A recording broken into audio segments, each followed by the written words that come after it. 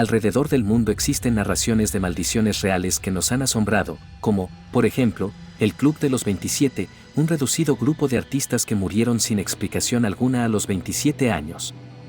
No obstante, hay historias de historias, algunas más curiosas que otras, y tal vez una de las maldiciones más emblemáticas sea el carro de James Dean, apodado cariñosamente Little Bastard. ¿Acaso existió una maldición detrás de la muerte de James Dean? En Leyendas S.A. estamos encantados de contártelo. Acompáñanos. La maldición del carro de James Dean. Una de las curiosidades de James Dean es que él era amante de los carros deportivos.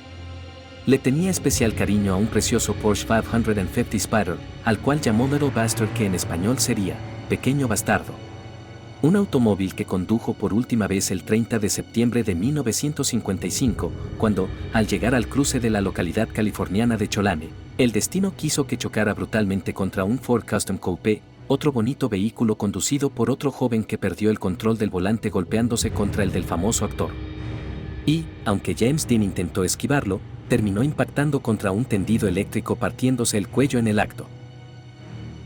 Un final trágico para una estrella en auge, para un actor que con tan solo 24 años, tenía el mundo a sus pies y a todo Hollywood eclipsado por ese aire entre el desamparo y la rebeldía que lo encumbró de inmediato con tan solo 3 películas.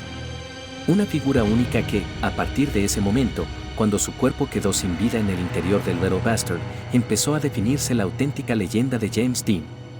Pero tras esa luz, tras ese mito que el mundo del cine se encargó de gestar a partir de su muerte, también empezó a alzarse otra leyenda negra, la de la maldición del carro de James Dean. La leyenda urbana de Little Bastard. Aquel día en que James Dean conducía su carro con intención de acudir a una carrera de coches en Salinas, amante eterno de los automóviles y de las carreras. Fue precisamente ese amor por la adrenalina y la velocidad lo que lo llevó a tomar una decisión: competir en una prueba que se celebraba en California. Por este motivo, había comprado un Lotus MK10, pero la entrega de este se retrasó, así que como acto desesperado compró a Little Bastard. El carro de James Dean era un auténtico espectáculo. Tras unas pequeñas modificaciones como pintarlo de color plateado y poner en sus puertas el número 130, el Porsche quedó listo para competir. Después de varios días de pruebas sobre su rapidez y estabilidad, llegó el día de la competencia. En el carro, James Dean iba acompañado por su mecánico e íntimo amigo alemán, Rolf Beuterich, quien tras el accidente, a pesar de salir gravemente herido, logró salvar su vida. Tras el accidente, Rolf Beuterich jamás quiso hablar con nadie de lo ocurrido y tan pronto como terminó su recuperación volvió a su país natal, aunque la fatalidad y la curiosidad quiso que falleciera pocos años después, y de nuevo, en un accidente de tráfico. Por su parte, el muchacho que conducía el Ford y que impactó contra el carro de James Dean, salió ileso del accidente, declarando simplemente que no había visto el Porsche en ningún momento, una explicación poco concluyente que enfadó a muchos. Sin embargo, la familia del actor no buscó culpables en ningún momento. Para ellos, el único responsable fue aquel maldito automóvil. Y así debió ser, porque fue precisamente el mismo día en que se recogieron los restos del coche, cuando empezó la auténtica maldición del carro de James Dean. Si bien este actor fue uno de esos famosos que murieron jóvenes, con Little Bastard todo fue una cadena de coincidencias que nadie podía explicar. Comenzó con Dean y siguió George Narkies, el conductor del camión encargado de recoger los restos del Porsche. Extrañamente, y mientras recogía esos pedazos calcinados, su propio camión se mueve y acaba aplastándolo hasta matarlo. Sucesos extraños. Una vez se recogen todos los restos del carro de James Dean, George Barris decide comprarlos para reconstruirlo, pagando por el $2.500. Los llevan a su taller privado, y ahí, una de esas piezas cae por accidente partiéndole las piernas a uno de los mecánicos. Un año después, Barris decide ir vendiendo el coche por piezas aprovechando la repercusión del actor para ir sacando el máximo dinero posible. Podía ser un buen negocio.